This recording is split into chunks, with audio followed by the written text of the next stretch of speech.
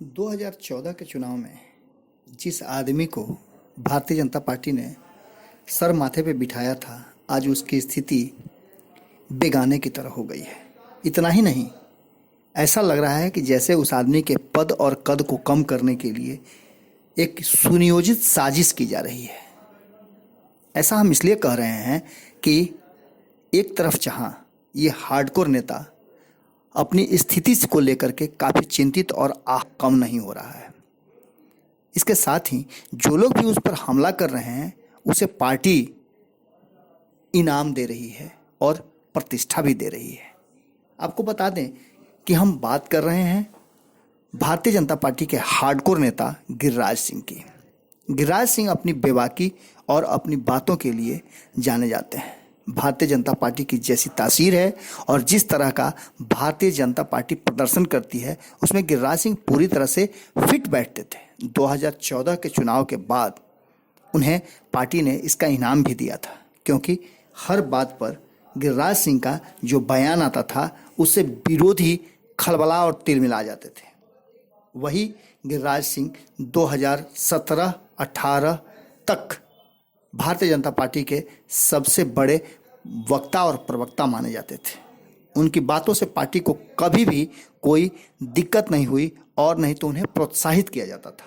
पर 2019 चुनाव से ठीक पहले गिरिराज सिंह को ठिकाना लगाने का प्रयास शुरू हो गया।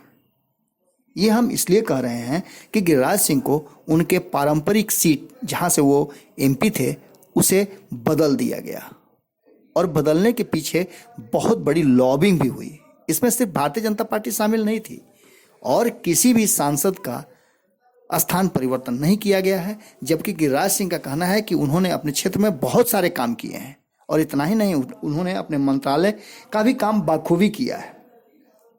इन सब के बाद उन्हें नवादा से हटाकर अलग कर दिया गया। ये भी नहीं बताया गया कि उन्हें चुनाव लड़ने दिया जाएगा या फिर उनका टिकट काट दिया गया है।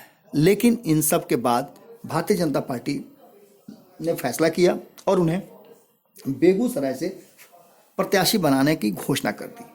लेकिन ये बातें उन्हें मंजूर नहीं थी। इसको लेकर के उन्होंने नाराजगी भी जाहिर की और उनके नाराजगी जाहिर करते ही भारतीय जनता पार्टी के एमएलसी रजनीश कुमार का बयान आया और उन्होंने गिरिराज सिंह को नौटंकी बाज बता दिया। उनके नौटंकी बाज बताने के बाद से माहौल गर्म हो गया और गिरिराज सिंह जितने बड़े नेता हैं उन्हें एक एमएलसी द्वारा नौटंकी बाज कहने के बाद भी किसी तरह का कोई प्रतिक्रिया या फिर बिहार भाजपा की तरफ से कोई एक्शन नहीं लिया गया, न ही उनकी बातों को दरकिनार किया गया। पार्टी ने यहां तक भी अफसोस जाहिर नहीं किया। 18 मार्च को रजनीश ने कहा था कि गिरिराज को पहले से पार्टी ने कह दिया था कि नवादा से टिकट नहीं मिलेगा। सीट समझौते के तहत लोजपा को जा रही है उनकी सीट। अब मीडिया में इस तरह का बयान देकर बेगूसराय के लोगों के बीच भ्रम की स्थिति पैदा नहीं करेंगे गिरिराज सिंह। रजनीश ने ट्वीट कर कहा था कि गिरिराज सिंह माया मोह छोड़कर बेगूसराय आकर चुनाव लड़ें और नाटक नौटंकी बंद करें। हम बात सिर्फ इसकी नहीं कर रहे हैं, हम बात ये कर रहे हैं कि गिरिराज सिंह जैसे बड़े नेता को इस तरह की बात और उन्हें कटघरे में खड़ा करने वाले राजीव कुमार को पार्टी ने इनाम देते हुए और उनके इस बड़बोलेपन पर इनाम दिया है और इनाम के रूप में उन्हें बीजेपी के स्टार प्रचारकों की सूची में 30वें नंबर पर रखा गया है। यही बात और गंभीर हो जाती है जो हम लगातार कह रहे हैं और सूत्रों से निकलकर बात आ रही है। इसके साथ ही बिहार के राजनीतिक गलियारे में जो चर्चा है उस चर्चा में कहीं ना कहीं गिरिराज सिंह को दरकिनार करने की बात की जा रही है। उस बात पर मुहर लगती है। एक ऐसी लॉबी है जो चाहती है, कई नेता ऐसे हैं जो हार्डकोर माने जाते हैं, उन्हें किनारे लगाने के लिए। इस लॉबिंग में आज दूसरी घटना घटी जब रविशंकर प्रसाद, जो कि भारतीय जनता पार्टी के उम्मीदवार हैं पटना साहिब से, उनके पटना एयरपोर्ट पर पहुंचते ही गो बैक के नारे लगे। ये किस तरह की भारतीय जनता पार्टी की एकजुटता है और विश्व की सबसे बड़ी पार्टी कही जाने वाली भारतीय जनता पार्टी किस संस्कार में गुजर रही है। चुनाव में बहुत कुछ होता है, लेकिन भारतीय जनता पार्टी में इस तरह का देखने को नहीं मिलता था। भारतीय जनता पार्टी खुद को अनुशासित और आरएसएस से सीख कर आई हुई अनुशासन की एक ढांचागत और नीतिगत पार्टी कहा जाता है। ऐसी पार्टी में इस तरह के अपने ही लोगों पर तंज कसना और तंज कसने वाले को इनाम देना कहीं ना कहीं भारतीय जनता पार्टी में भीतरी कलह को उजागर करता है। इन सब बातों को लेकर के 2019 के चुनाव में पार्टी अपने आप को कहाँ खड़ा महसूस करती है और किस तरह का संदेश जनता में जा रहा है, ये आप बेहतर समझ सकते हैं।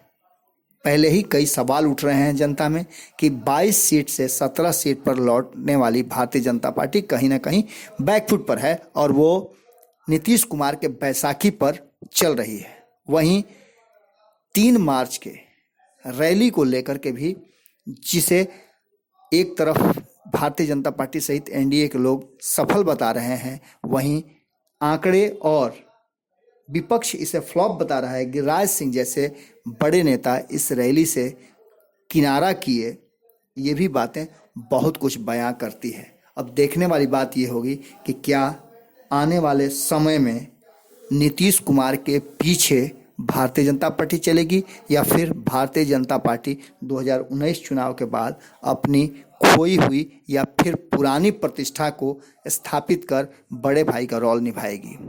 जुड़े रहिए न्यूज़ बिहार और भारत लाइव के साथ। हम आपको हर खबर से रखते हैं बाखबर। आपके विचार और सुझाव का हमें इंतजार है। आप अपनी राय हमें कमेंट बॉक्स में ज़रूर लिखें।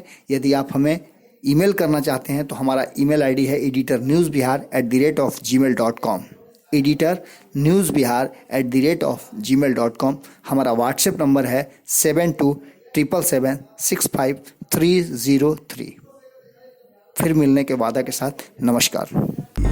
हमारे फेसबुक पेज को लाइक करें, ट्विटर पर फॉलो करें न्यूज़ बिहार लाइव, और साथ ही साथ हमारे यूट्यूब चैनल को सब्सक्राइब करें। सब्सक्राइब करने के बाद बेल आइकन दबाना ना भूलें। धन्यवाद।